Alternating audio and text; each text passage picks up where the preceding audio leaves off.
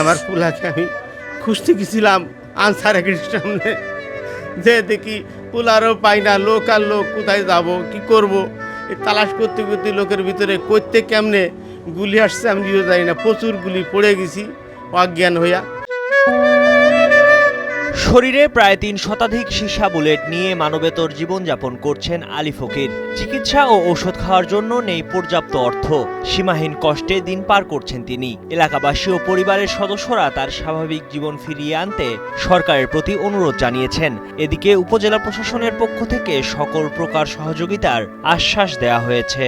গুলি আসছে আমি নিজেও জানি না, প্রচুর গুলি পড়ে গেছি অজ্ঞান হইয়া রয়েছি। পরে এক সাংবাদিক একটা মোটর সাইকেল নিয়ে আসছিল, ওই জায়গায় ছিল, তার গাড়িতে ওহিনতে আনসারের লোকজনই আমাকে বললে কে মেডিকেল নিয়ে যাও। এভাবেই ৫ আগস্টে প্রায় ৩ শতাধিক গুলিবিদ্ধ হওয়ার ভয়াবহ বর্ণনা দিচ্ছিলেন ষাটোর্ধ্ব আলী ফকির। ছেলে আরাফাতকে খুঁজতে গিয়ে উপজেলার আনসার একাডেমির সামনে গুলিতে ক্ষতবিক্ষত হন তিনি। গুলিবিদ্ধ হওয়ার পর স্থানীয় এক গণমাধ্যম কর্মীর মোটরসাইকেল যোগে তাকে নেওয়া হয় স্থানীয় একটি হাসপাতালে। পরে ঢাকা মেডিকেল ও পঙ্গু হাসপাতাল থেকে শুরু করে চিকিৎসা নেন দেশের বড় বড় কয়েকটি হাসপাতালে। তবে পুরোপুরি সুস্থ জীবনে ফিরতে পারেননি আলী ফকির।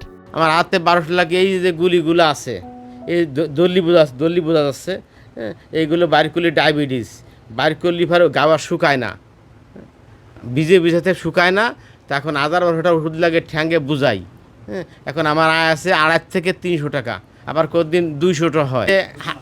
হালকা ওই দোকান আছে, দোকানটা ভাড়া দিছি, আমি নিয়েছি মাটি ভাড়া, ওই দোকানটা আবার আমি নিয়েছি আরেকজনের ভাড়া, সেখান থেকে আমার হালকা পাতলা কিছু আসে। রিক্সা চালাতে পারি না, কোনো কিছু করতে পারি না, এখন হাত দিয়ে ভাতও খাইতে পারি না। আমার বউ হাত দিয়ে ভাত মাখায় দেয়, তারপর আমার খাইতে হয়।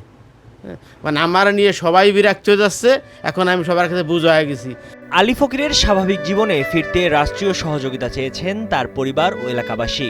বেলা বেশি চুলকা, তারপরে দেয়া মনে করেন শরীর ঘামা, তারপরে দেয়া ব্যথা করে, জ্বর আসে, এই অবস্থা, খাইতেও পারে না, চলাফেরাও বেশি করতে পারে না, এই অবস্থাতে আছে।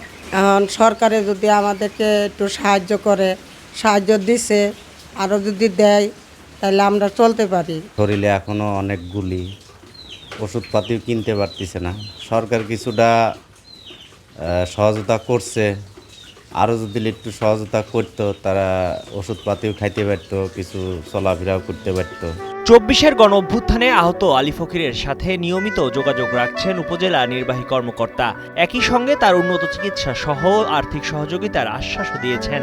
অভ্যুত্থানে যারা আহত হয়েছে তাদেরকে সরকারি অনুদান সময় সময় যেগুলো প্রদান করা হয়েছে তার মধ্যে তাকে প্রদান করা হয়েছে সেই অংশ থেকে। আবার আমাদের উপজেলা পরিষদের পক্ষ থেকে বিভিন্ন অসচ্ছল বা যারা চিকিৎসা খাতে যারা অর্থের অভাবে চিকিৎসা করতে পারে না, তো আমরা তাদেরকে সেই খাত থেকেও আমরা তার চিকিৎসার জন্য অর্থ প্রদান করেছি। এটা কয়েকদিন আগেও তার একটাই করেছি। আর হসপিটালে নির্দেশনা দেওয়া আছে এবং হসপিটালে যে আমাদের ইউচিপি আছেন ওনার ব্যাপারটা জানে যে উনি যাতে নিয়মিত হসপিটালে চেক আপ বা কোনো ধরনের যদি চিকিৎসা দরকার হয় সাথে সাথে যারা হসপিটালে শরণাপন্ন হয়। তো কিছুদিন আগে চিকিৎসা নিয়েছে, এখনও নিয়মিত চেক আপের মধ্যে আছে। আমাদের সাথে 1-to-1 যোগাযোগ আছে, আমাদের সমাজসেবা অফিসারের সাথে যোগাযোগ আছে, উনি বিষয়টা দেখভাল করছে।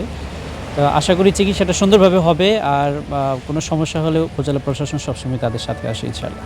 স্ত্রী ও 2 সন্তান সহ পরিবারের অন্যান্য সদস্যদের নিয়ে গাজীপুরের কালিয়াকৈরের বিশ্বাসপাড়া এলাকায় বসবাস আলী ফকিরের।